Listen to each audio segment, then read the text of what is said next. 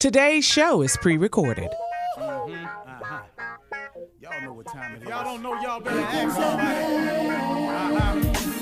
Hat on, suit on, looking like a dapper dog, giving them microphone, dressed like $1 million, diamond things in its cuffs. Y'all tell me who could it be but Steve Harvey? Everybody out there listening to me, put your hands together for Steve Harvey. Put your hands together.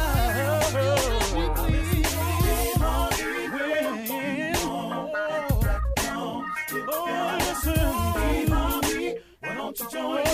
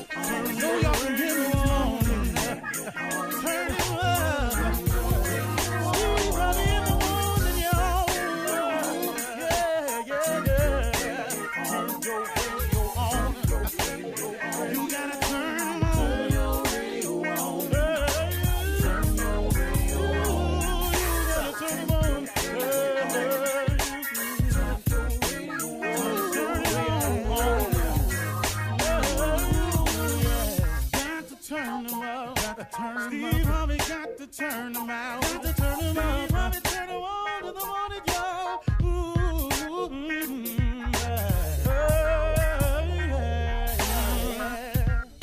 Come on, Steve.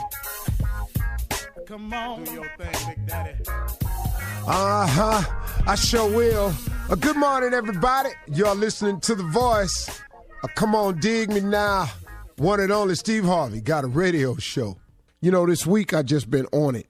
So today is no different.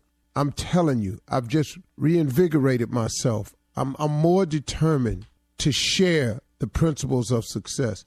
I'm more determined to help and guide and teach as many people as I can the things that I've learned. And I mean, man, I've been through it. I have really been through it. I kid you not. You know, I used to say, okay, God, you know, why is all this happening to me? But as I've gotten older, I understand that was the ingredients. I needed the ingredients to be this cake. I needed all those ingredients stirred up. I need all of that different flavors, the stuff that I didn't think tastes so good. All that stuff had to come into the bowl in order for me to get to where I am today. As much as I did not like the taste of the ingredients, little did I know God was making this cake, not me.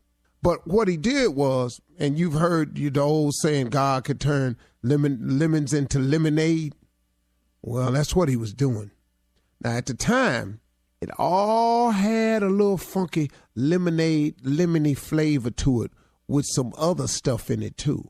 I didn't care for it, but little did I know that I needed everything that happened to me to happen to me in the exact order that it happened, in the exact array of things that happened. For me to have the knowledge I have today, the experience, the attitude, so I could turn around and share that information. Okay, got that out the way? This is what I want to give to you today. I want you to understand something, that discipline determines your destiny, not your desire. Discipline determines your destiny, not your desire. You've heard me say this how many times on the show? Okay, here we go again, Steve. I got it. Faith without works is dead. But let me tell you something. To be a hard worker, you got to be disciplined. That's one of the hardest lessons I'm trying to get through to my sons. You're going to throw yourself down a cliff if you're not a young man or a man that possesses discipline. Because they got something for undisciplined people. They got some street laws for undisciplined people, and they got some federal laws and state laws for undisciplined people. So that's why them signs is outside on the freeway. We're going to let you go fast, but 70 is the limit. 70 fast enough, really. If you're disciplined enough of a person to leave your house at the time you're supposed to leave your house, 70 miles per hour is absolutely enough. But if you're an undisciplined person, if you don't have the wherewithal to leave your house on time, to get ready to go where you want to go, see, the desire is where you want to go. The discipline is how you get there.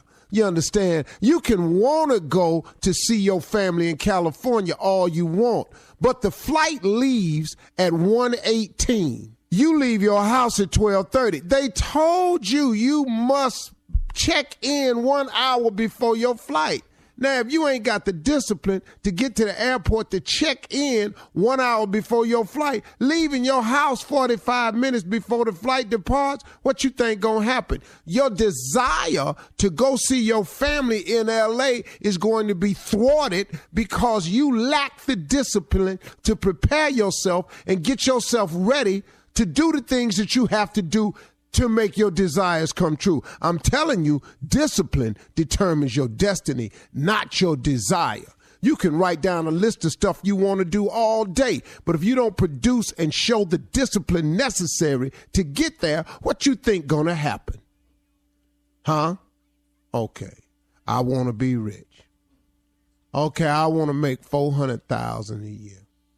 Okay, I want to be the best player that there is. Okay, but you don't want practice. See, the cat that's disciplined enough to show up at practice, that's shooting jumpers when everybody going home, that's the guy that's going to be the best. The guy that's never late for practice, the guy that studied the playbook, that's the guy that's going to make it. Not the guy that's talking crack. It's talking that smack. I'm going to make the Pro Bowl. I'm going to make the All-Star team. I'm going to be All-American. That's just what you're saying. But discipline determines your destiny, not your desire. So now let's talk about this discipline. What is that really, Steve? That's your work ethic. That's your hunger. That's your will. Discipline is how hard you're willing to demonstrate the attributes and the traits to be what you want to be. Did you hear me? It is your willingness to conduct yourself in a manner that is above and beyond what they say is necessary. Now, this is a good example right here. Now, you can want to be in the NFL all you want, but they got this thing called the NFL Combines, where they bring in some of the top players at every position to come in, and they're going to run a 40-yard dash. They're going to do a standing broad jump. They're going to do a standing vertical leap. They're going to do drills, running drills, cutting drills. They can determine if a linebacker got stiff hips by making him backpedal, point him in one direction and throw the football in another direction. How does he turn his body? Now, you can tell everybody at your college you want to play pro football. You can tell everybody at your high school. You can tell them in Pee Wee you want to play pro football. But they got tests for you, though. It's called the Combines. Now, you get out here and you have a bad Combine day. Ain't nobody trying to hear that. Let me tell you how excuses don't work with people when they trying to win. In the NFL, the fact that you had a bad day at the Combine and you don't run your best 40s and you keep telling them you could do better, they don't want to hear that. Because, see, what ain't nobody going to pay you for is to play on Sunday, and that's one of your bad days. We paying you to play on Sundays. But because you keep having these bad days, because you ain't disciplined enough to put in the work to make sure that your maximum can be called upon at any time. Now, you at the Combine with some slow times, that go on your record. You at the Combine, you don't jump as high as you did when you was at the gym class. Well, hold up, man. This is show day. Now, in the NFL, Sunday is show day. What they can't run the risk of is paying you your money and your bad day happen to be on Sundays after we done cut your check. No. We looking for people who limit them bad days, who got the discipline to work hard, to make an effort for it. You understand what I'm saying to you folks? Please understand this. Discipline determines your destiny, not your desire. You can want it all you want, but if you ain't working, if you ain't grinding, if you ain't hurting, if you ain't sweating real bad, if you always somewhere got to chill, you got to have a cold one, you got to smoke one, you got to do all them things. Can I tell you something? You ain't gonna make it. Discipline determines your destiny, not your desire. You're listening to the Steve Harvey Morning Show. Ladies and gentlemen, it is here. Another day, another blessing, another gift. That's why they call it the present, because it's a gift. We are living in the present. This is a gift from God, and you made it. Congratulations to everybody. Good morning, Shirley Strawberry, Carla Farrell, Mississippi Monica, that doggone Junior, Kill Spates, and the legend, Nephew Tommy. Yeah. All right, Junior, what's on your mind? Let me ask you something. I saw you on Judge Steve, man, the other night. And that father-son case, man, had me hollering, boy. That father-son case. Was it some days you don't want to be a parent? What? Oh, it's a lot of days. It's a lot of. I don't want to be one now.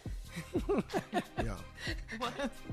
I don't want to be one now. And you know what I thought? I thought after they got to a certain age that you would have to parent less. You do have to parent less, but the situations are far more critical. Yes, more intense. That's the disturbing thing about it. It's when they do ask you for something, you be going, woo! What? That's a doozy, huh? They coming. Ain't no, can I use the car? Ain't no, I mean, it'd be real life situations. And it's always something that I told them would happen. Mm-hmm. On a serious note, I made some mistakes as parenting. But, parenting don't come with a manual. I made mistakes as a parent.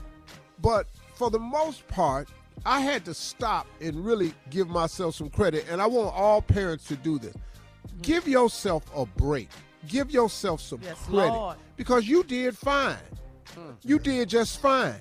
What they did was went off and got themselves in some adult situations and made some adult decisions out on childlike behavior and childlike experience, and then all of a sudden, it's a reflection on you as a parent. No, it's not. Don't make me cry. No, really, it's not. And take yourself off the guilt list.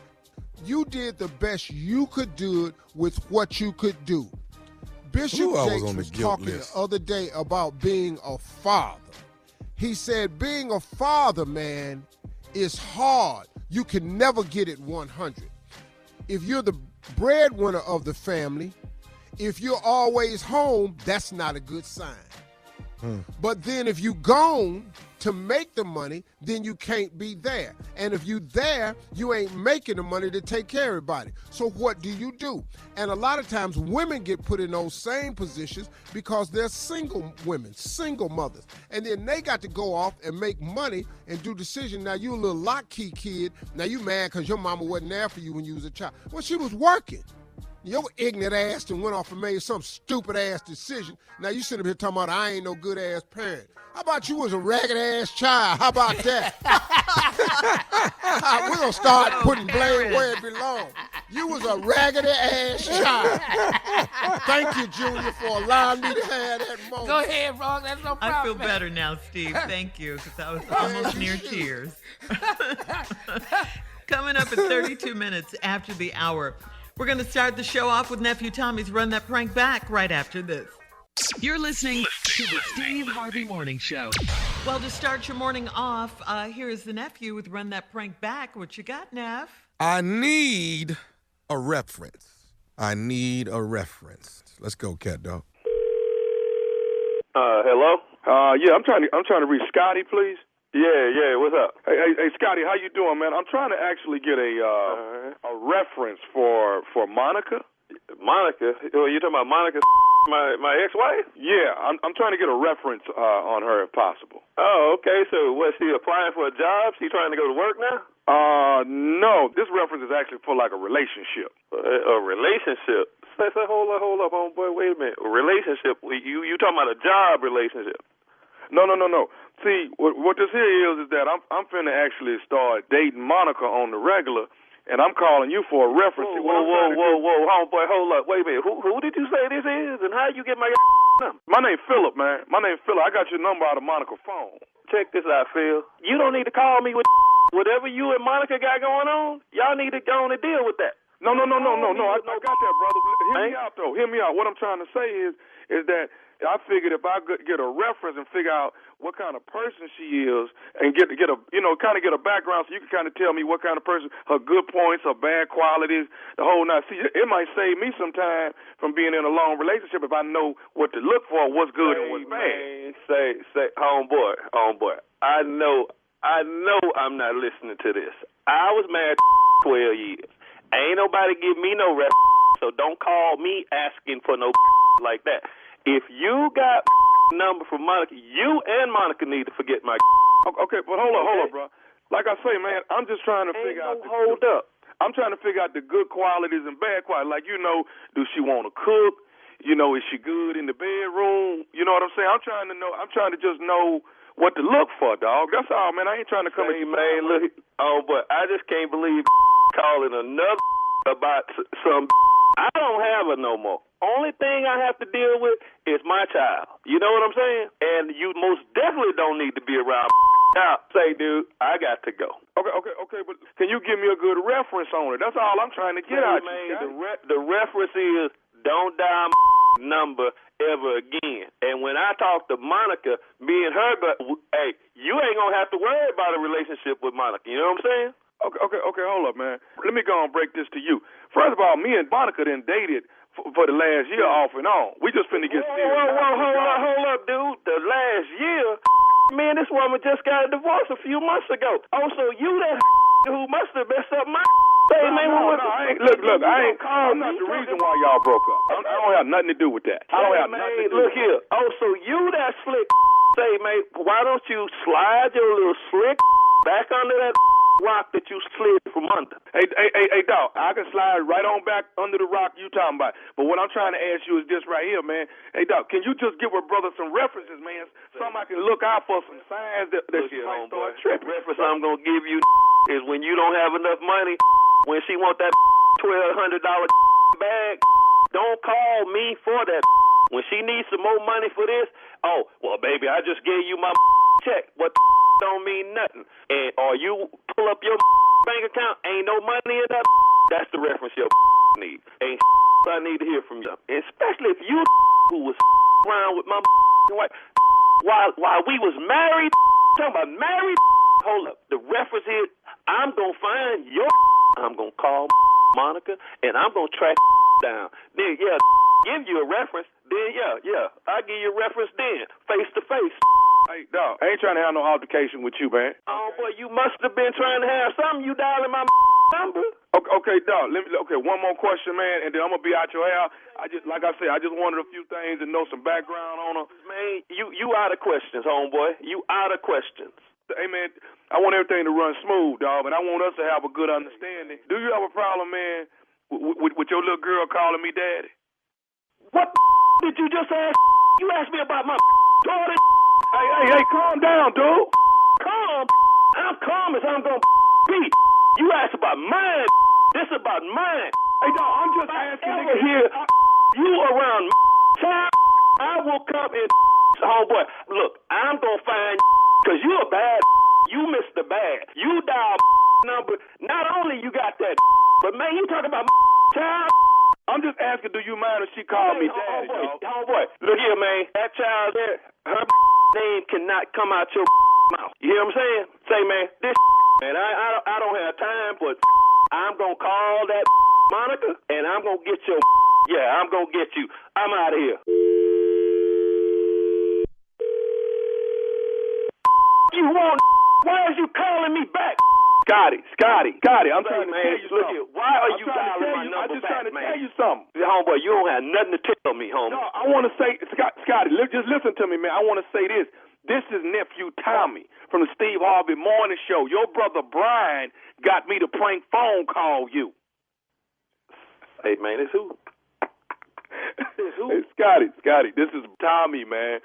Nephew Tommy from the Steve Harvey Morning Show. Your brother Brian got me to prank phone call you.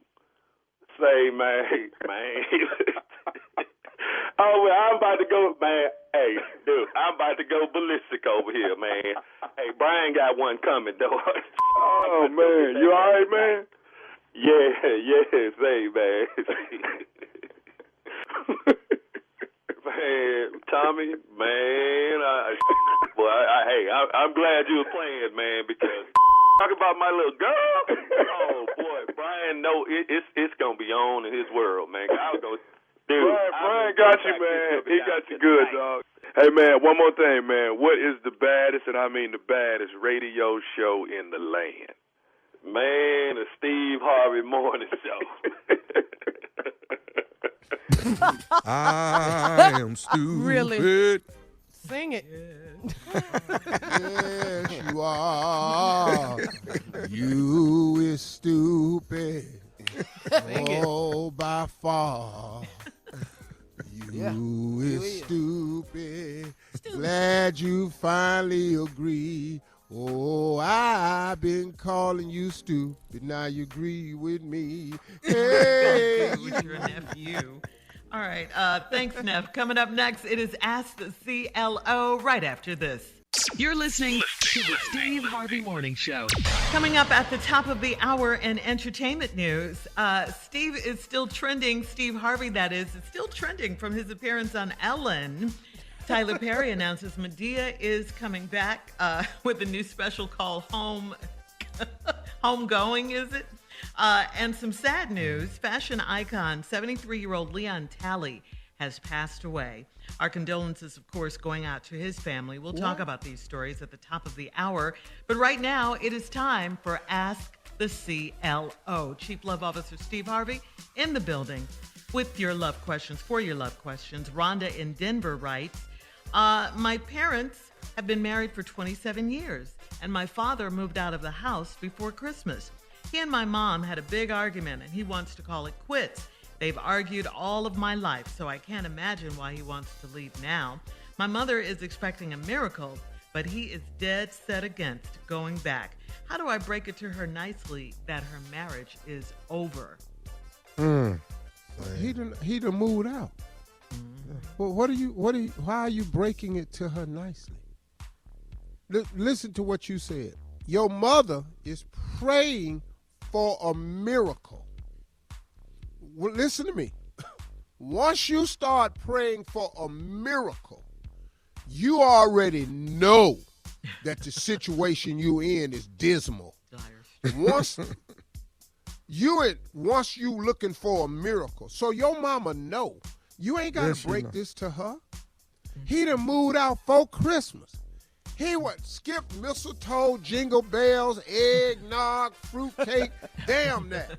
Fruitcake. I don't want your package. I don't want nothing. Don't nobody like fruitcake.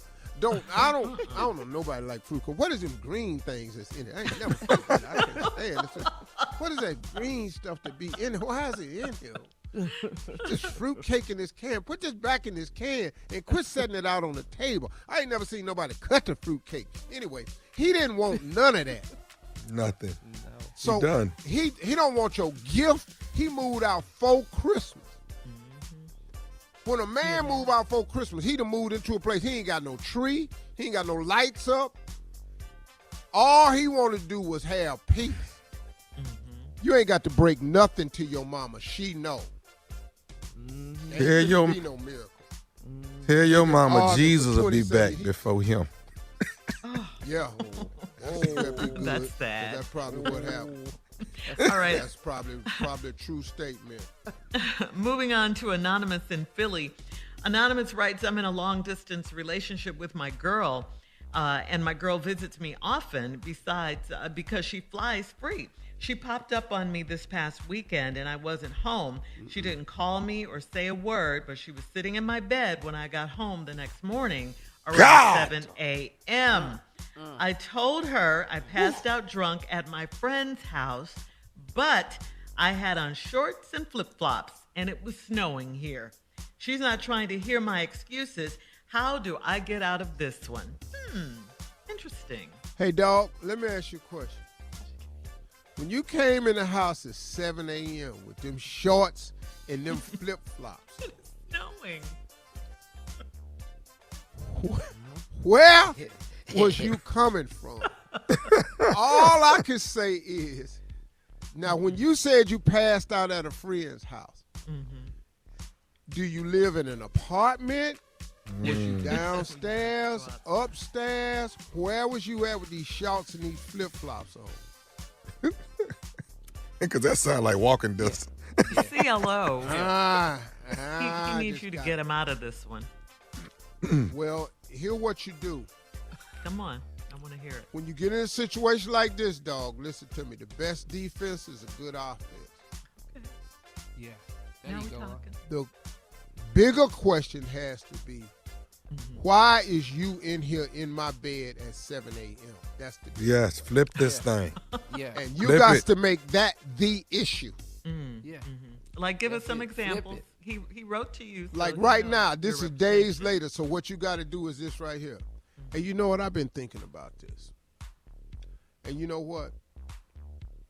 For a person to constantly disrespect my wishes and just pop in on me without telling me, that ain't what I'm really looking for. Because it just makes me think that there's some trust issues that you're having. And the fact that I can't come and go freely without having to feel like I'm constantly being checked, that's really not the type of relationship I would look at. So I want to just step back from this for a little bit. Come on, boy. And let Yeah, you that's it. decide, Do it. you know, how you want to move forward in our relationship in terms of trust. Because I trust you. You come into my place and I trust you. But this type of thing right here just reeks of distrust for me. And I've done nothing to deserve this type of distrust. Well, Yeah. well, didn't she write the right person? You better CLO up in here. If she's Come on, stressing, she'll go Chloe. along with Good. that, yeah. That, Make that me worked for proud. me. No. That's How a you I'm do it, dog. sorry automatically. I'm so sorry. Yeah. That's what that is. Well, You gotta- I you thought gotta I get would this off you. surprise you. That's why I came and How'd she get in there, though? I wanted to see You got a you and key. everything. And That's because I trust you. You're right. That's a But you're trust using speech. it to That's good. surprise Yeah. me. And now all of a sudden it's a lack of trust on a person that I've showed the ultimate display of trust in by giving you a key. Now you popping up without saying. That's unbelievable to me. I just can't see myself. You disgusted. How do you walk out the room? You broke just up walk out with the her, room? didn't you? But walk out crying, though, Wiping Jimmy. my eyes. Yes, You gonna crying. start crying? Oh, Yeah. Yeah. Look at this fool wiping his ass. Emotions. You got to have them Your emotions. whole hand to. on your face, though. Got to walk out. All right. Okay. Well, Anonymous, you wrote to the right person. Take that and run with it. All right. Moving on to Kenitra in Charlotte. Kenitra writes, I'm 30 years old and I've been in an open relationship for most of my adult life. My boyfriend and I do not live together, so it's fine if I have company or if he has friends over. It gets awkward, though, if I have company and he wants to stick around and watch us being intimate. I never do that to him. So why is he being like this all of a sudden? Is this jealousy or what? What do you care? Y'all ain't got nothing. He don't want you. You in an open relationship. You just didn't know it was wide open. Yeah. Oh, there's open See, and so then there's wide open. Yeah, you in an open relationship. He wants to stick around and watch. Y'all ain't got nothing. Why is he like this all of a sudden? Why is he like what? What do you have? You have no barriers in your relationship. You have no rules. Y'all just two people that see each other and can go see who you want to see. What do you have? Why is he like this? Because Oh, that's y'all what you like like. You like he jealous? open relationships. Well, let's open it all the way up. Let's get this thing open. Wide open. Wide Commercial in open. LA. Open. Coming up at the top of the hour, thank you, CLO. We'll have some entertainment news right after this. You're listening to the Steve Harvey Morning Show. Okay, so no matter how much a father likes his daughter's boyfriend, he doesn't want to see his baby girl engaging in PDA with him. He just doesn't. And of course, Steve, you are no exception to this rule. Your What daughter is PDA? Lori. This is about you, yeah. What is Your daughter Lori. Of It's a affection. file. PDA. File. Yeah, I PDA, didn't know public what that display of was. I affection. thought it was like No, I I thought it was a bowling Ear league. I thought it was- disease. You thought You thought it was what? Don't say that no more. Tommy thought it was a bowling league. Yeah, I let's thought it was move a on. DVD. I didn't know what it was. PDA. We're moving on. Your daughter Lori is currently dating Michael B. Jordan, the actor. So during an appearance on the Ellen DeGeneres show, you were shown a photo of her sitting on Michael B. Jordan's lap. Take a listen. Look at that. That's happening in front of you? I've never seen that picture before.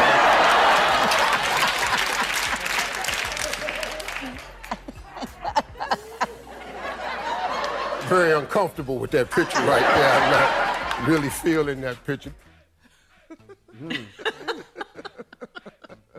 I don't know where they got that picture from, but when she put it up on that big screen, I was mortified. She was sitting on his lap for. What did you got your hand on her thigh for? Get your ass off my damn daughter. Steve, you also said finding some stuff, boy. you do like Michael B. Jordan because he's a good gift giver. Take a listen. So he bought me this big 100 cigar box of the most hard to get cigars, 100 of them in this big box, and gave that to me. He gave my wife some skis. Who do that? Only way you give your potential mother-in-law some skis is because you want her to be your mother-in-law. Yeah. Yeah. He's on course. Yeah. I thought you meant he gave Good good gifts. gifts to Lori, but you meant yourself. You meant you and Marjorie. Oh, he got to give Lord good gifts, man. Uh-huh. Yeah. That's I cool. just really, But he's a What? good guy. and I'm so pulling you for like him, it. you know. Yeah, like he got good family. I know his father. Uh-huh. We know the same people in Africa. He got good family, man. He's a good dude. He's really a cool dude, man. Really is. You know. Son-in-law And like material? I said on the Ellen show, you know, I still, Son-in-law material in What'd the you say? future? I don't know that yet. I mean, you know, got to wait and see. That's up to her, you know. It's up to her and him. I hope they make it. If they don't, you know. I'm just keep it shitting. moving. Yeah, you know what I'm saying. But like I said on the show, you know, I done told him, I done threatened him. I don't really see myself being able to whip him. Threatened But, him. Wait a minute, what? everybody get threatened. Dating the daughter. Oh, everybody Threatened gets Michael saved. B. Daughters. Jordan? Yeah. I threaten everybody. Look, you can break up with them. You can stop speaking to her. All my daughters. You can quit speaking to them. You can stop texting. You can leave them. You can walk out on them. You can do everything, but you can't put your hand on them. If you put your hand on them, I just got news for you. There's nowhere you can go.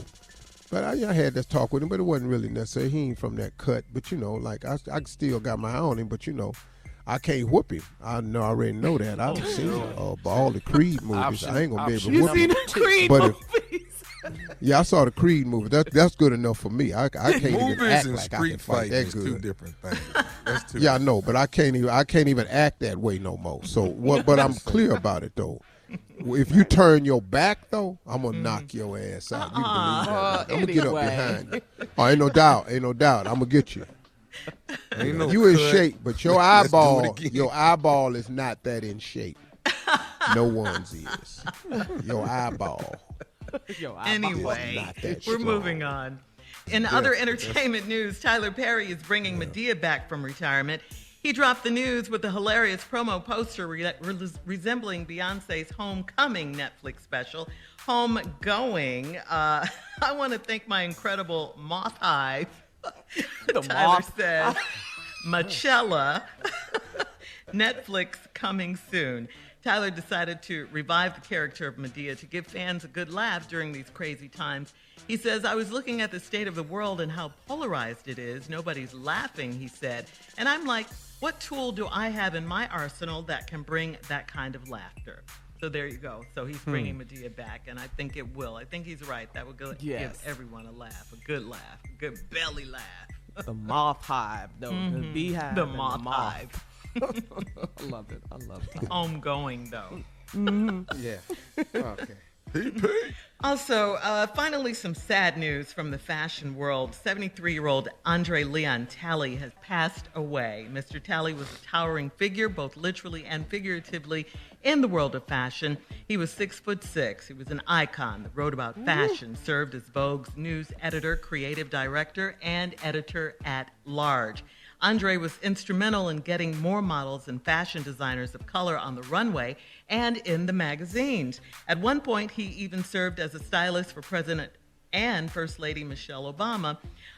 President Barack Obama, our deepest condolences going out to the Talley family. You knew him, Steve? I met him Did you once. met him before? I met him once. Met him at Neiman Marcus at a jewelry show. Mm-hmm. Yeah. And nice person. Oh, heck of a nice guy. Very nice. Heck of a nice. He complimented me on what I had on, that's all I cared about. Right. That was it. Because he's like an I authority. said, "Oh What man, you had on. Dude, right there. Yeah, I felt terrific, man. That was it right there. Yeah. That's all I've met him once, Yeah. Rest in peace.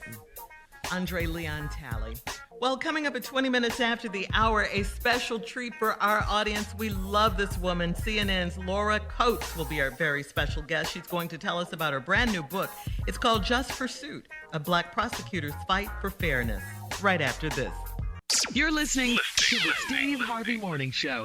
All right, everybody. Our special guest this morning is a CNN senior legal analyst. She's also a Sirius XM host. And she is a professor at George Washington University School of Law. She's a former federal prosecutor and a civil rights attorney. And to add to her stellar resume, she's also an author. And she's got a new book out, and it's called Just Pursuit, a Black Prosecutor's Fight for Fairness. We've invited her to the show to talk to us about this book called Just Pursuit. Please welcome to the show for the first time one of the most respected legal analysts of our time on CNN. Please welcome for the first time Miss Laura Coates. Welcome. Good morning. Welcome. Good morning. I'm so happy to be with you all. How are you? We're good. Laura, welcome to the Good. show. First time Thank for you. you. We've been waiting. Well, I am so happy to be here, and I'm so glad you called and so excited. I'm such a big fan of the show. I listen all the time, so it's funny to hear myself now on this program because I'm so giddy inside, and I'm going to try not to fangirl and be respectable on this. It's mutual, Laura. Hey, well, listen, Laura, we got a new book out. You wrote a book. It's called Just Pursuit, and they're describing it as an urgent, deeply personal, and groundbreaking account of bias in the courtroom.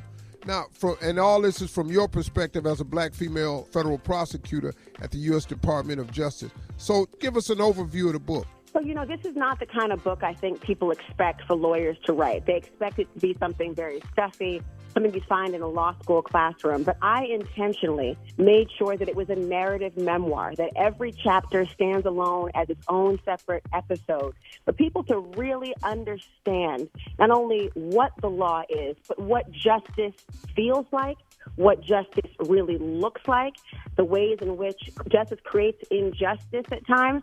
And I take you through a journey of my own personal battles of allegiance, where you all know we don't have the luxury of shedding any facet of our identity at the door. I come in as a woman, a black woman, a mother, a wife. I come in as a civil rights advocate.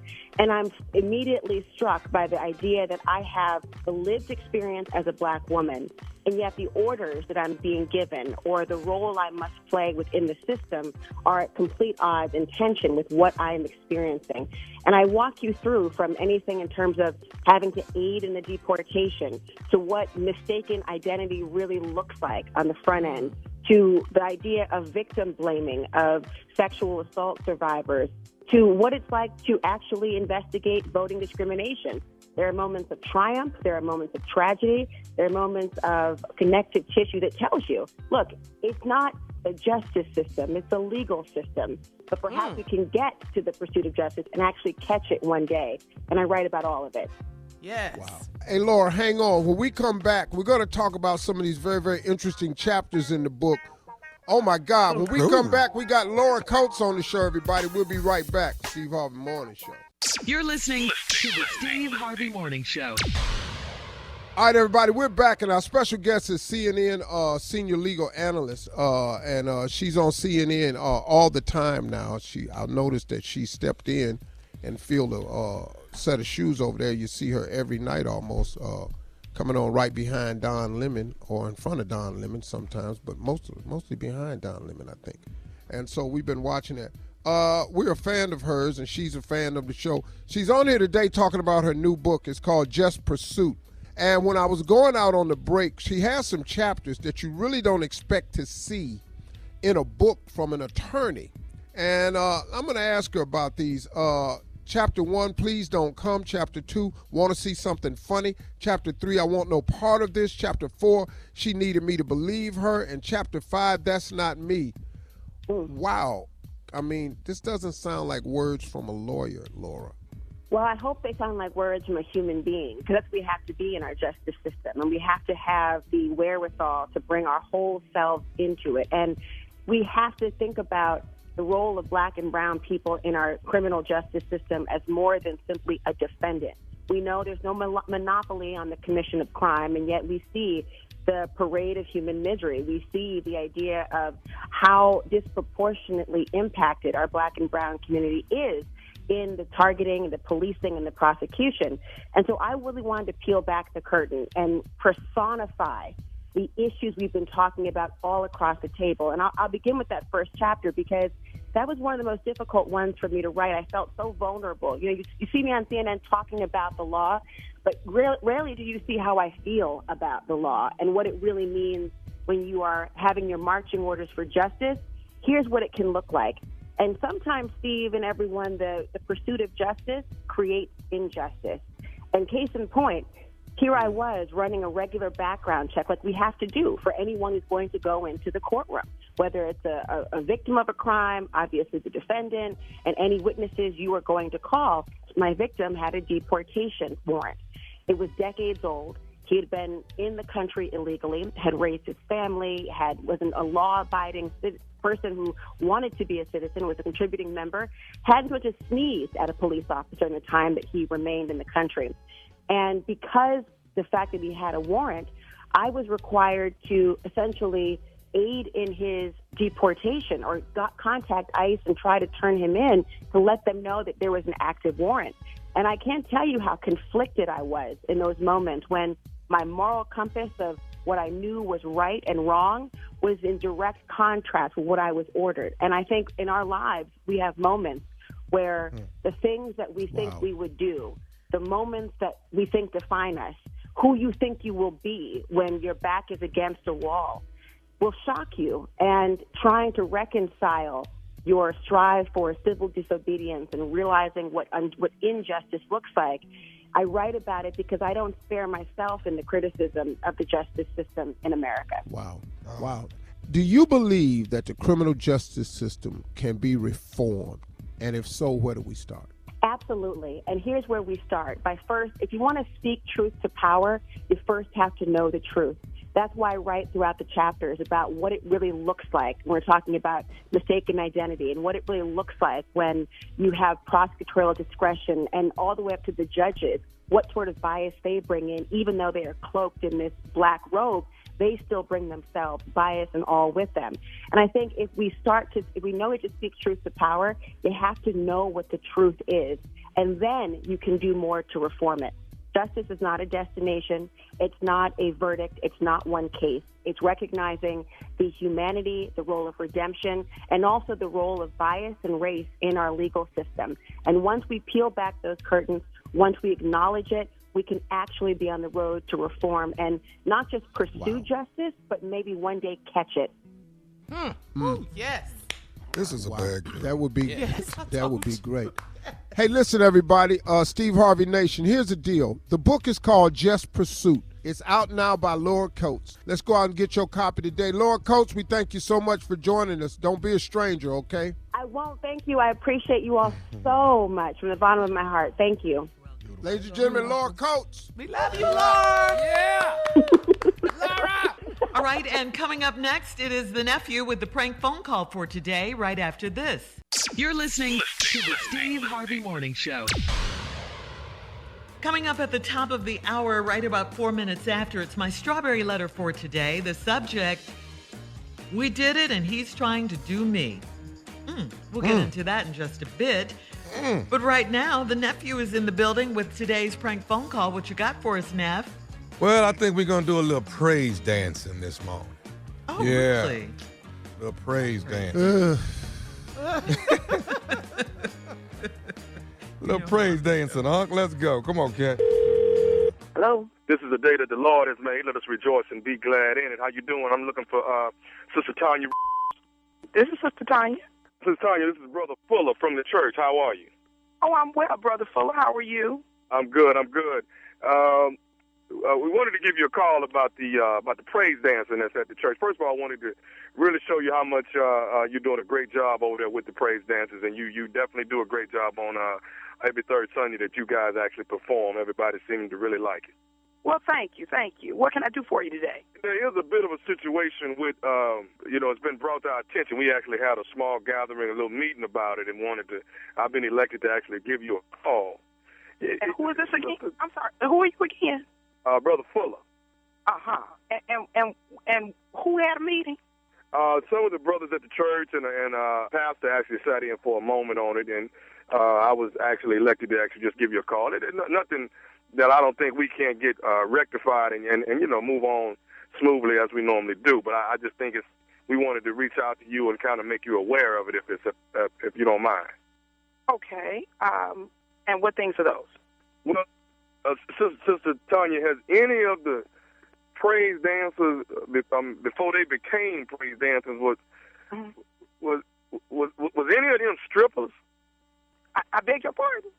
Was any of the praise dancers that at the church that you have on the praise team right now, was any of them strippers in the past? I'm sorry, sir. I don't really know who you are, and I don't really understand this line of questioning. Like I said, I'm Brother Fuller. I don't think we've met, but like I said, I've been elected to give you a call. Now it seems like what happened is this past week when you all actually danced, it seemed like a couple of the girls was actually gyrating during the praise routine. Say what? Gyrating. Brother Fuller, I don't know who you are, and I don't know what you saw. None of my girls were gyrating.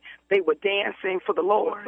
And I think if you look through your Lord's eye, perhaps you would see them better, instead of maybe you were looking through the gyrating eye. No. See, a couple of the girls, we can point them out. A couple of them have strip girl tendencies, evidently, because some of them have been driving. Strip girl tendencies. You know what? Sir, I think we need to complete this call. Perhaps I need to call Bishop and speak to him myself because, I don't know what you do all day, but I have a real job. And I'm sitting here holding a conversation in my office about gyrating strippers in the church. Are you kidding me? Ma'am, listen. Now, here's a couple other things that they're talking about. Some of the girls' feet are real ashy when you all are performing, and they want to see if maybe you can. I don't know. Maybe I don't know if y'all need the grip or whatever that y'all don't put lotion on. We're not sure what that is. As well as the toenail polish. Everybody has 3, 4, 5 different designs and everything. Is it any way y'all can be in unison with your toenail polish? But the most important thing is the gyrating during the dance routine. I don't know what your feet look like. I don't need you calling me, talking to me about my girls, their feet, their nail polish. Perhaps your mind should be on Jesus instead of on them. How about that? My mind to be. I don't have time. I don't have time. I don't know what your problem is. My mind to be on Jesus when somebody's shaking their butt at the church. Now, that's the problem. You know what? Look, I'm at work. Now, I'm trying to keep a work tone. You're going to make me curse up in here. Now, let me tell you something. Don't call me anymore. I will deal with Pastor. If he has something to say with me, he can say it to me personally. But I'm done with this conversation. Are you going to deal with the gyrating is what we want to know. Maybe, you know what, it just hit me. Maybe you one of the ones that's doing the gyrating. Look, let me tell you something. My girls ain't doing no gyrating, and neither am I. Now, I am done with this conversation. Do you understand me? But listen. I'm done. Are you done with the gyrating? That's what we want to stop. So we can't praise the Lord if the booties is shaking. You know what? Sir, look, I got to go to work. I got to go.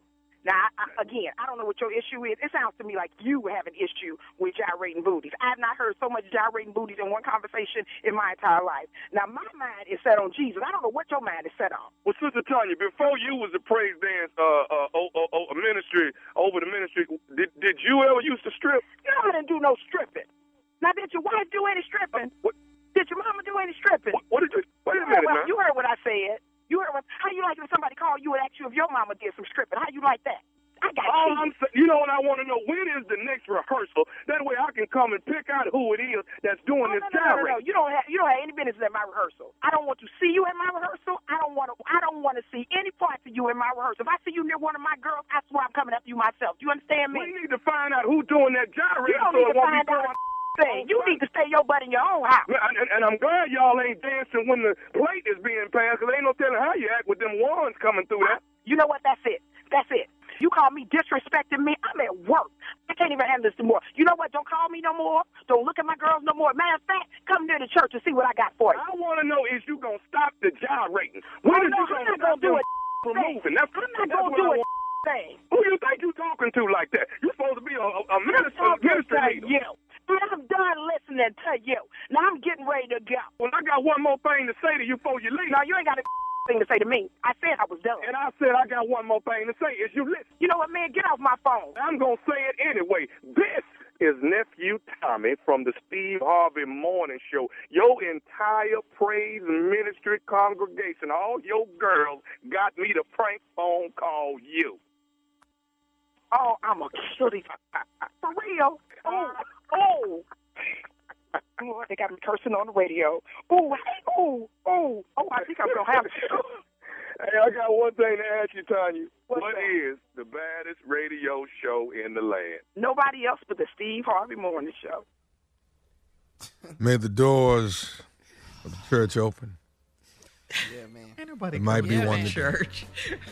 There might be one. Was your mama's today. dancer? Was your mama a stripper? What? Was your mama a stripper? Man, Wow. People, we gonna go see your mama. Ain't no telling how y'all gonna act when the ones come down there. Yeah, that was my favorite too, Junior. Making it rain. Huh? Yeah. Making it rain. Boy. Feeling the I moment. sort of tossed up about this. You know, a funny prank, but I like when they praise dance at the church. It's not my favorite. You don't like the praise dancing, dog? Oh no, he ain't the only one. I don't either. I like the praise dance. I love Come in here for the singing. I like the it. singing and the preaching. You know, interpretation. Waving, spinning. Somebody got flag on. White long gown. That's nice. That's nice. It's like the mimes that be at the church too. Them two mimes that come to all the gigs. Oh, they cold though. They cold, but you're miming. You got on white gloves and white face. Need some words. We do jokes. It's not a comedy jokes. show. I don't care what is it. Need words. But speaking of a comedy show, February 11th and 12th. Matter of fact, February 10th, 11th, and 12th, the Nephew is in Huntsville, Alabama. Stand Up Live Comedy Club. That is Valentine's weekend along with Super Bowl weekend. Come check your boy out. Huntsville, Alabama, February 10th, 11th, and 12th. February 18th through the 20th, Baltimore, Maryland. Baltimore Comedy Factory. The Nephew coming back. Been about 3-4 years. February 26th? St. Louis, Missouri, Sheldon Theater. That's the Sheldon Theater. March 19th, Beaumont, Texas. Laying in the cut, April 1st through the 3rd, Zany's Comedy Club, Nashville, Tennessee. The Nephew is on the road. There he is. All right, Nephew. Coming up next, Stupid all over the world. Subject, we did it, and he's trying to do me. We'll get into it right after this. You're listening to the Steve Harvey Morning Show. Time now for today's Strawberry Letter, and if you need advice on relationships, dating, work, sex, parenting, and more, please submit your Strawberry Letter to steveharveyfm.com and click Submit Strawberry Letter. We could be reading your letter live on the air, just like we're going to read this one right here, right now. And you never know, it could be yours. Mm-hmm. It could be yours. Buckle up and hold on tight. We got it for you. Here it is. Strawberry letter. Thank you, nephew. Subject, we did it, and he's trying to do me. Dear Stephen Shirley, I'm a 32-year-old married woman, and I've got a problem with my district manager. For years, we flirted with each other, and it made work fun and interesting. He's married, too, so I never imagined we'd ever fool around, but we did. Here's how it happened. I've been married 3 years, and my husband was being distant and staying out more than he usually does. I asked if he was okay, and he said he was stressed at work, but that he's fine. Right after that, I ran into one of his female friends he went to college with, who I never really clicked with. She told me that she is praying things work out with my husband at work because she's not used to seeing him so depressed. She went on to say that my husband confided in her about an issue with his boss and how he resolved it. I could hardly breathe. I went home, and he confessed to confiding in her and having dinner with her a few times to talk. He swore to me that it was nothing major, just two friends talking. I went to work the next day, and I lost it. I couldn't stop crying, and my manager came in to check on me. He took me out for coffee, and we sat in his car talking. My wrap dress had all of my goodies on display, so he reached in and rubbed a few things. He kept on rubbing until I left his car with blurred vision. Now he wants more, and I can't give him more. What my husband did was very wrong, but I honestly do not think my husband would cheat on me. My district manager is using what he knows about my marriage in his favor. He is trying to coerce me into having an affair by saying my husband doesn't appreciate me, and revenge sex always makes a person feel better. Is this man crazy or just being manipulative? Well, you're the one that's crazy if you do let this man manipulate you into having an affair with him, because that is exactly what he's doing. Right now, you say you haven't gone all the way with him, so you can walk away with something of a clear conscience. So please let that go and make sure it goes no further with your boss, okay? Because he's on ready set. He's on ready set right now. All you have to do is give him the go, and he's waiting for that. So now your husband on the other hand, what is he doing? You say you honestly don't believe he would cheat on you. So what were the dinners for? If it was just with a friend, why didn't he tell you? Why did you have to make him confess it to you?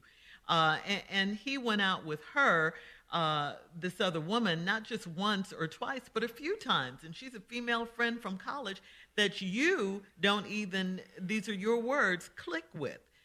This is not adding up. It's not looking good at all, because surely she knows she's not one of your favorite people. Surely she knows that. She still decided, though, to tell you about what happened between her and your husband. That was just messy. Don't you think that was messy? She knew it would throw you into something, and it did. And what does she have to gain from all this? I'm thinking your husband. So, I just say definitely tell your boss it's a no for you, and then turn your attention to the more pressing issue of your husband, his job, and these dinner dates with this college friend of his. I think there's definitely something going on between them, and you need to get to the bottom of it. Steve? That's not what this letter is about to me. I read these letters. See, Shirley be really trying to help y'all, And there's a difference between me and Shirley. Because I might try to help you sometimes. I might not. But I'm always here for entertainment. And that's the difference between me and Shirley's responses. That's what we want to hear too, Steve. So in the entertainment, I always peel this onion back till you tear up. We did it, and he's trying to do me. This 32-year-old married woman, she's got a problem with her district manager. For years, we flirted with each other, and it made work fun and interesting. Right there, that just tells you everything. She went to work flirting with her district manager, And she said because it made it fun and interesting. Her husband didn't know nothing about this. This was her doing. She didn't come in the house and tell her husband, you know, I go to work and I have so much fun with my district man. We flirt with each other, and it's just made the years fun and interesting. Keep that in mind, ladies. He's married too. So I never imagined we'd fool around, but we did. Here's how it happened. I've been married 3 years. Now, for them 3 years, she was still flirting, having fun with the district manager. Keep this in mind now. And I've known my husband being distant, staying out more than he usually does. I asked if he was okay. He said he was stressed at work. True statement. We'll find out later. But that he's fine. Right after that, I ran into one of his female friends he went to college with, who I never really clicked with. She told me she is praying things work out with my husband at work because she's not used to seeing him so depressed. Eric, let's pump your brakes. Whenever a person comes to you saying they're praying for you or your situation, God don't dig at you and pray for you at the same time, and neither do real friends.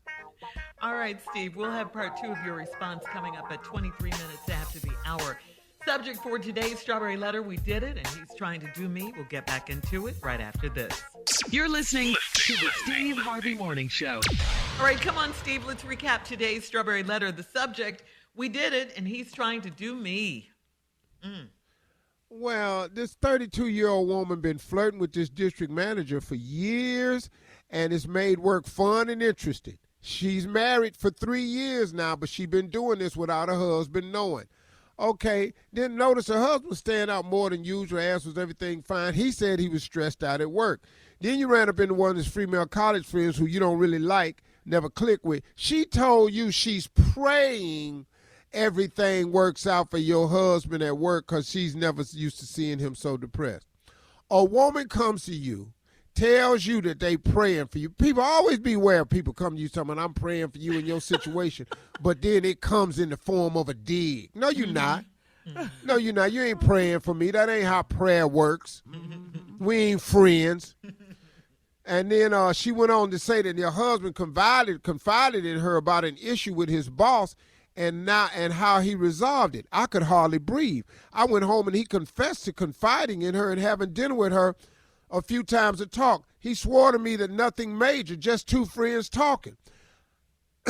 I went to work the next day and I lost it. I couldn't stop crying. Now, wait a minute.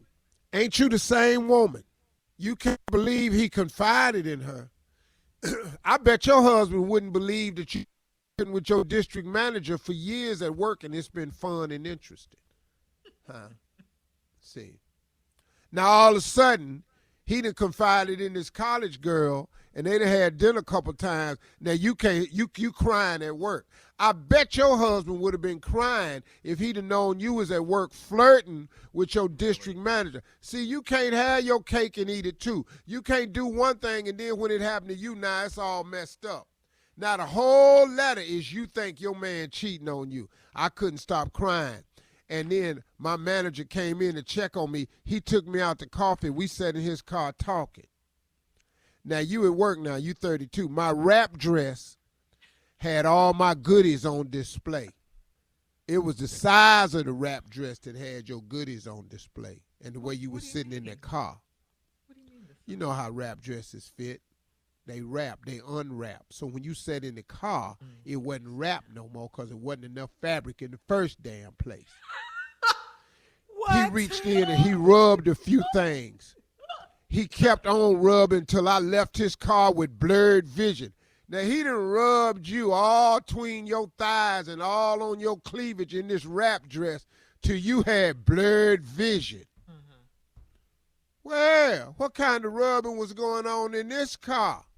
Well, I bet your husband would have been amazed to find this out. You've been flirting for years. Now you in the car rubbing till you got blurred vision. Oh, I know what he was doing. I know how the rubbing went. I know how to induce blurred vision. I cross your eyes. Yeah. I had you sitting in that car cockeyed. That's right. I had your eye up in the back of your head. if you let me rub like I know how to rub. See, that's what district manager was doing. He was rubbing until you got blurred vision. You don't get blurred vision from somebody running across his hand across your chest. That ain't how you blur your vision. You got to get in one of them creases of them where that wrap dress open up at. And it open in two parts. It open up at the thighs in the wrap dress, and it open up in the cleavage at the wrap dress. He in both them areas. Because your vision blurred. Now he wants more, and I can't give him more. You didn't say you didn't want to. You said you can't. What my husband did was very wrong, but honestly, I don't think my husband would cheat on me. I bet your husband don't think you be in the car getting rubbed on till your vision got blurred either. But you did. My district manager's using what he knows about my marriage in his favor. You told him. He's trying to coerce me into having an affair by saying my husband doesn't appreciate me. Well, you should ask him, does he appreciate his wife? Because it's a lot of non-appreciative people in this letter right now. Then he says, and revenge sex always makes a person feel better. Revenge sex, that's the stupid approach. Your district manager dumb. You don't use revenge sex as the approach to getting yours. You got to make a person feel like you can be there for him. Let's talk about this some more. Let's get somewhere and get in the consolation part. That's the stupid approach. Revenge sex always make a person feel better. That's the dumb approach. He should be more consoling so he could do more rubbing if that's what he wants. Now, is this man crazy or just being manipulative? He both.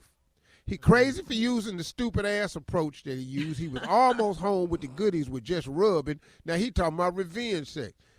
And is he being manipulative? Yes. And are you willing? Yes. Have you been flirting for years? Yes. Have you been in the car with him getting rubbed on till your vision got blurred? Yes. Did your husband go to dinner with this woman? Yes. Did he talk about his problems? Yes. Everybody in this letter wrong, and you want us to tell you how wrong your husband is. I think you the wrong person in the letter, and I think you get what you put out. Hallelujah. You're not going to blame her. Oh, Post your comments on today's Strawberry Letter at Steve Harvey FM on Instagram and Facebook, and check out the Strawberry Letter podcast on demand. Coming up at 46 minutes after the hour, we'll have Sports Talk with Junior right after this. You're listening to the Steve Harvey Morning Show. It is time now for Sports Talk with Junior. What you got, Junior?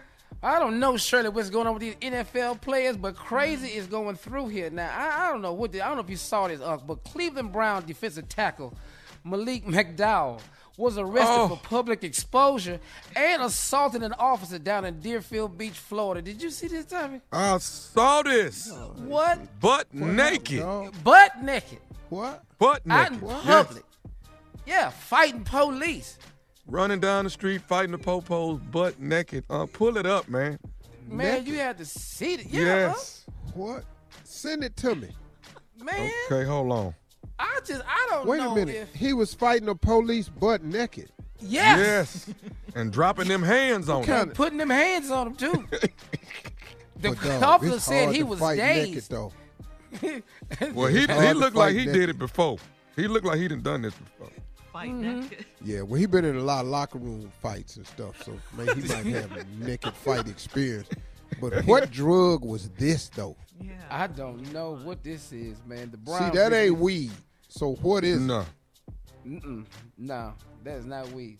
The Molly. Browns released a statement which said, "We understand the severity of this matter, and our thoughts are for all well-being for people that are involved.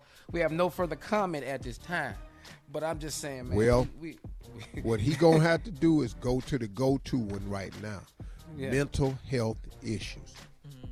Mm-hmm. He got to go there.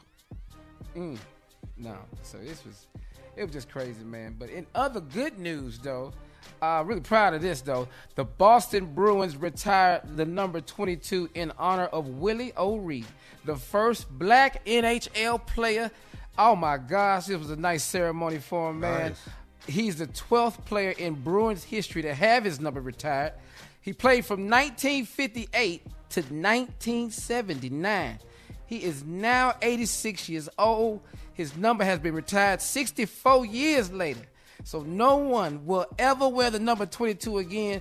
He played more than 1,100 games. He is referred to as the Jackie Robinson of ice hockey. He is also in the NHL Hall of Fame. He was inducted in November of 2018. Mr. Willie O'Ree, congratulations, sir. You did that, sir. Congratulations, brother. Man, Congratulations. that is big, man.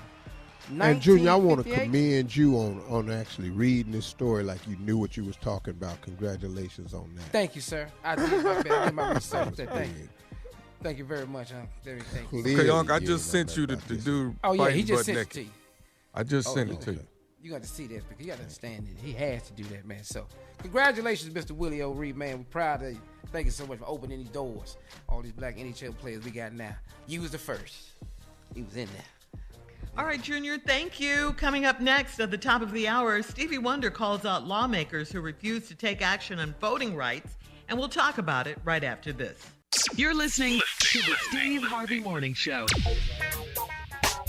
Stevie Wonder is calling for the Senate to pass voting rights legislation immediately. Now, on the evening of Martin Luther King Jr. Day on Monday, that was January 17th, of course, Stevie shared a video message in which he issued a call to action to lawmakers who refuse to act on voting rights. Take a listen. Any senator who cannot support the protection of voting rights in the United States of America cannot say that they support the Constitution. Stop the hypocrisy. Cut the bull-ish. If you care and support our rights, do the hard work. You can't please everybody, but you can protect all of us. And to keep it all the way real, the filibuster is not working for democracy. Why won't you? Go ahead, Stevie. Yes, Stevie. Yeah, that's Go ahead, truth. Stevie. That's truth. Cut it. See, the filibuster doesn't work for democracy, but it works for people to hold their power in their position. Yes. Yes. That's all sir. the filibuster. The filibuster isn't even a law. It's not even a law. It's just something that they created to do. They could disband it. It's not a law. It is not even a. It's the craziest thing, man. How they've managed, the minority has managed to hold on to these things to control the majority. The electoral college vote is so the minority has a bigger say than the majority. That's what it's for. That's why they'll never get rid of it. It was for slave-owning states to maintain a level of control. Right. That same mess, man, is in place today.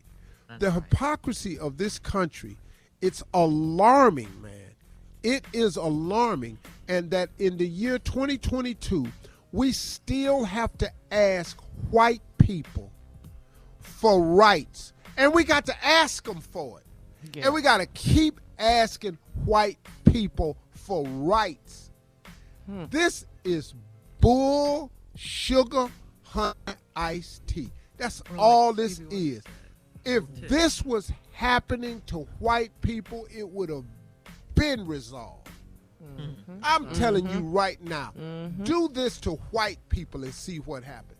Tell white people that you don't have the same voting rights. Tell white people they got to jump through hoops for freedom. Tell white people that you're not really included in this Constitution. Tell it to them. Go tell white people you can't get the same education. Go tell it to white people and watch what happens. Watch. Oh, yeah. Laws will be changed. Watch. All right. So also Go Steve, tell Manchin. Go tell Manchin in West Virginia that what we're doing to black people, we're going to do to you. Watch what happens. Watch. Also, go tell any white person we're going to now start treating you like we treat all black people and watch what happens. How the hell are we still doing this in 2022? America is so full of hypocrisy, man. This is the most hypocritical country on earth. It's the greatest nation. Prove it. We're the greatest nation, but we got the highest incarceration rate in the world. We're the greatest nation. We got the highest COVID deaths in the world. We the greatest nation. We got the worst healthcare system in the world, but we supposed to be the richest. Canada got a better healthcare system. We got way more money than Canada. We're the greatest at being the worst. You know that, don't you? We're the greatest when it comes to treating people unequal. We're the best at that.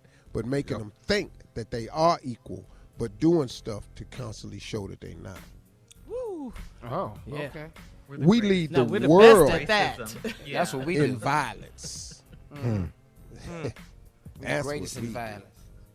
All right, thank you, Steve. We'll have more of today's trending stories on the Steve Harvey Morning Show coming up at 20 minutes after, right after this. You're listening to the Steve Harvey Morning Show. All right, Carla is here with music news. What you got, Carla? Well, it's more of award news and nominations. The NAACP Image Award nominations were announced the other day, and we all know the Image Award honors the excellence of people of color, movies, television, music, literature, podcasting. Jennifer Hudson, Lil Nas X, Megan Thee Stallion, Regina King are all in the running for Entertainer of the Year. Of course, the movies, The Harder They Fall TV show, Issa Rae's Insecure, and R&B singer Her lead the nominations in film, TV, music, and yes, she is. She's a bad girl. Yes, she is. And we have to say congratulations. Drum roll, please. Da-da-da-da-da. Celebrity Family Feud, hosted by our very own Steve Harvey, is nominated for Best Game Show. Yeah. Congratulations, Steve. All right, Steve. That's big. That's big Ooh, news. Lord, God need to go somewhere, man. He just need to quit clowning with me. He just showing out. I want to apologize to my haters because here he go again. My bad. I'm sorry. I told you who I belonged to and I told you who I was. And he keeps showing up for me again. And here we go, something else. Oh, I want to apologize to my haters, man. Boy, if I win, boy. Let the hate continue. Lord have mercy. Oh, All right. I don't know what to do. Thank you, guys. We'll have more of the Steve Harvey Morning Show coming up at 33 minutes after the hour. We'll play a round of Would You Rather right after this. You're listening to the Steve Harvey Morning Show. All right, guys, it is time for a round of Would You Rather. All right, here we go. Would you rather, think about this one. Would you rather live on the beach? Okay. Or would you rather live in a cabin in the woods? On the beach. On the beach. On the beach or a cabin in the woods? Black people don't do cabin in the woods. That ain't really what we do. Do they do beaches? We do beaches. Let me ask you a question. Do you have a house on the beach? Oh, you just out on the scene? Oh, You no, I just out didn't. Well, ass is just out here on playing survival. I can't just He gonna take Shirley, that do we have a cabin in the house? woods. You can have a little house on the beach Wait, I don't want a little house. or a beautiful cabin in the woods. A little house on the beach or a beautiful cabin in the woods. I might have well, to go to the woods. You got to I'm do it gonna seasonal. take that beautiful cabin in that woods. I'm a country Beautiful boy. cabin in the woods or a little house on the beach? Yeah. Give me that. I'm cutting half them trees down in the woods though. I got to be a C. No, I need a little bit of. I need a little clearing before you walk up to the house because there's stuff in the woods. Well, isn't there a scary movie I called can't walk Cabin in the outside and all us on the back porch. Exactly. But the beach, you can walk out to the water, walk along the beach, clear your head, run on the But beach. you got us in that little house though. That's the Little problem. house. Okay, but it's the It's been beach. hurricane Tiny house. season. But it's the beach. Wave, wash up, hit your window, bust your window. Now your ass in there wet. No. I'm You gonna in do there my wet. thing. A back it bear up to can these come in woods. the woods. A bear can be in the woods. Yeah, back. Like when we got that clearing. Come in that house though. Yeah. Knock that little cabin down. Okay. All right. He said, So I think "Now you get guys are wet." torn. I think you guys are kind of waves. torn on that one. What you got next, Shirley? All right, here I go. Would you rather be stuck in traffic? Would you rather never be stuck in traffic again? Never be stuck in traffic again, period. Or would you rather never get a cold? I missed the second part. Would you rather never be stuck in traffic again, or would you rather never get a cold? What? Yeah. Oh, I'd never get a cold. I don't care about no traffic. Never get a cold. Mark. Never get Or a would you cold. Or rather never never- be stuck in traffic. See, I hate being stuck in traffic, I don't want no cold if I about ain't got to have one. especially not in these days. I'm gonna go and stay away from that cold because that turned into something else. The traffic, we're gonna eventually go home. I got to drive anyway. Hell, I'm asleep. Yeah, what you worried about? Not that you stunting on would you rather. Yeah, let me go on flex. I'm going flex. I got to drive. I ain't finna do this no more. Go ahead. What else you got? All right, that's it. We got to get out of here. Coming up at 49 minutes after the hour, it is the last break of the day with Steve's closing remarks right after this. It's the last. You're listening to the Steve Harvey Morning Show. All right, guys, here we are, last break of the day on this Thursday. Wow, what a week, huh? Started off with the holiday and Steve's birthday. Birthday boy week. Yeah. You're still celebrating, aren't you? Yeah. Just keep You're just gonna keep it going, huh? What are you going to do for the rest of the day? You don't want to. Haters Have you gonna been hate. fishing, Say man? it. Say You don't want to say it? Going to go with the sharks? Yeah, don't worry about the haters. No, Steve don't do that. I don't. My wife is adventurous. I don't do none of that, man. I ain't my saw thing. her. 'Cause, see, my job is to protect her. Now, I dive in that water with a butcher knife and end a shark life, but Fish on her. fry. These in nice shallow ass water, but that's all I'm doing. I'm just watching and make sure don't nothing happen. I'm right there. I'll jump in if I got to, but I'm gonna jump in killing though. You're not just jumping Nice, in. Oh no. These sharks, they don't even have teeth, and the way they eat, they suck. They don't chomp down on stuff. They suck. Oh, That okay. explains it. So a a different mistake kind of shark. can't even happen. Well, it's still a wild animal, so anything could happen.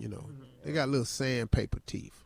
Their teeth is like sandpaper, so they suck food. They don't chew it. They don't tear. Sandpaper can hurt a little bit. I mean, things can happen. Like you have to wear shoes when you're playing with them sharks because they don't want to make your toes think they food. Oh, that's information My we need. toes. That's important. That's little stuff like that I didn't need to hear. What was your question, You been- Tommy? You been fishing off your boat? Yeah, No, it ain't. It's not a fishing boat. they don't do no I fishing. know it on ain't a that boat? fishing boat, but surely they got a rod on there. Come on. Pretty sure they do, but that ain't what my country ass come out here to do. So just, it's a lot of things you can do. We're just gonna participate and just keep it going. I don't really want to talk about it because I don't want to. Them Well, let me other ask you people this, be let me listening. just You know what I'm ask you saying? this. I Yeah, just which gotta one ask to you. ask me, Jay? What's the cigar count you just smoked by now since your birthday? Oh. Woo. Since Monday. Come on. Yeah, Come on. it's The up there. ain't 17th. it? It's been up there.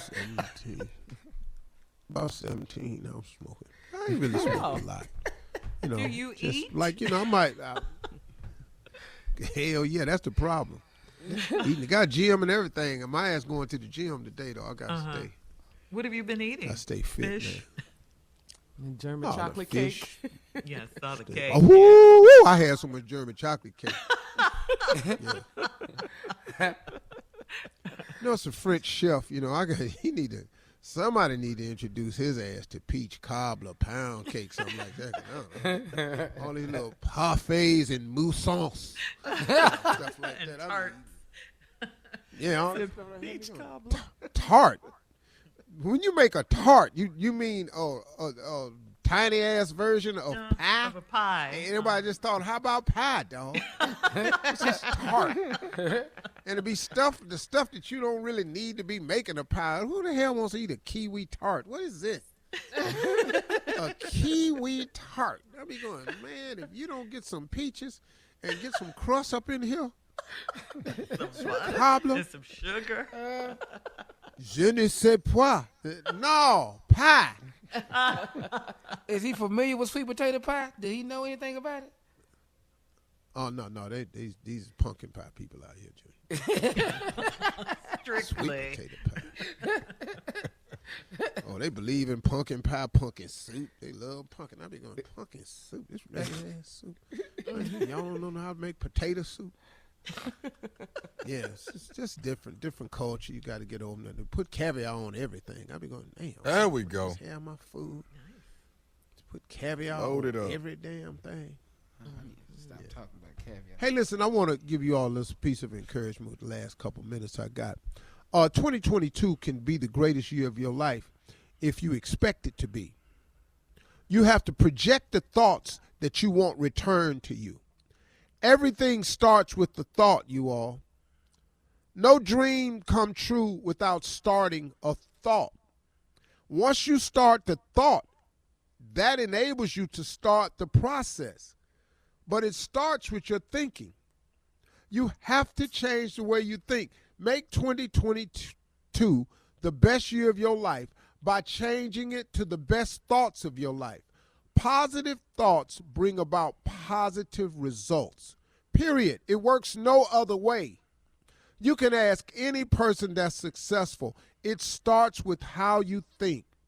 Remove negativity from your thought process and positivity will invade your life space. That is a fact. That's scripture. A man is as he thinketh. That's the law of attraction. That's how remote control works. That's how it all works, man. It does not work any different, and it will not work any different for you. The law of attraction is real whether you understand it, believe it, or adhere to it. It's still the same law of attraction. You attract what you put out. In 2022, focus on putting out positive imagery of yourself. Stop allowing people who did not create you, who do not love you, who do not have your best interests at heart, and don't know anything about you, determine how you feel about yourself. You can control the narrative of yourself. You elevate your thoughts, you elevate your life. That's your mission for 2022. Y'all have a great day. God bless you. Talk to God. He'd love to hear from you. I'm going to do the same myself. God willing, we'll see y'all tomorrow. Keep your head up now.